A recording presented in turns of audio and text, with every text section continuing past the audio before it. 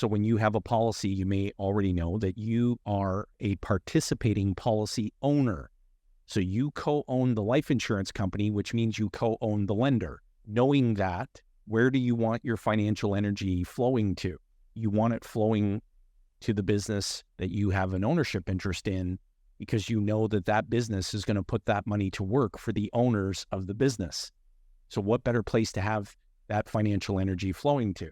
Loan repayments back to our family banking system are $65,000 a month. That's $780,000 a year. That's money that would have otherwise been permanently transferred away from our family. Permanently. That money is now coming back to an entity, a system that we control, and we co-own the originator of the money. So it is now our own aquarium of money. Windfalls, we've had 2 death benefit proceeds. My father-in-law passed away after a very brief battle with cancer, and he was life insured. We had 2 policies on his life, and those death benefit proceeds replenished the family banking system.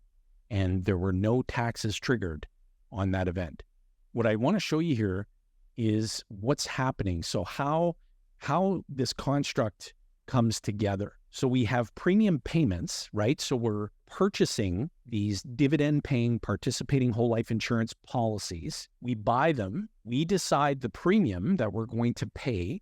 Those premium payments go directly to the life insurance company, which is our warehouse for our wealth. So the premium payments flow into the life insurance company. The life insurance company immediately begins putting that capital to work to multiply it, because the insurance company has to pay claims, death benefits.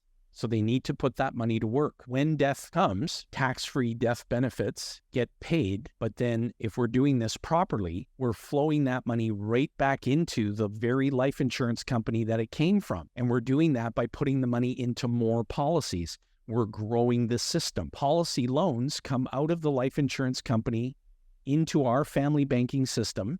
That money flows into private lending, investments, business, anything that you would otherwise have paid cash for, leased, financed. All of that money is coming from the life insurance company. All of our cash value is accumulating every single day inside of our system of 72 policies. So there's something that would be very important for all of you to know. Your net worth is growing every day, and you're not taking on any of the investment function to grow the capital, the life insurance company's money pool. You're not taking on any of the risk, because these policies are unilateral binding contracts. They're not an investment. Now, when you lend that money and you're utilizing the policy loan proceeds and you're lending it out or you're utilizing it yourself, there has to be a structured loan repayment plan for the family banking system. The life insurance company itself doesn't care what your repayment schedule is, and they're certainly not going to ask you for it.